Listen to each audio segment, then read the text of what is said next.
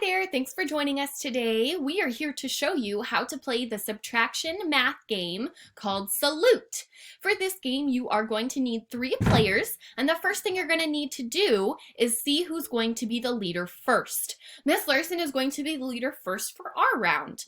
So the leader is going to take the entire deck of cards, and I am going to hand my other 2 players a card.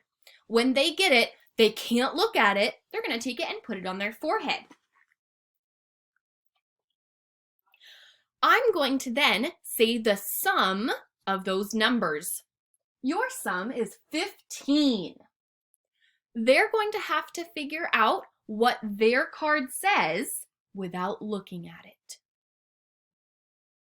Okay, so you're going to show her your card. Alina, show your mom your card.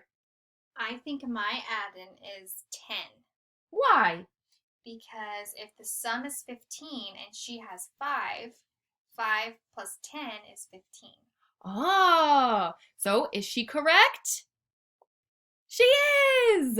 All right, then she would say hers, and if they were both correct, they get to keep their cards. Then we switch places. So then my niece will be the leader, and I will get a chance to play. And you keep playing until all the cards are gone. I hope you have a great time. Let me know if you have any questions.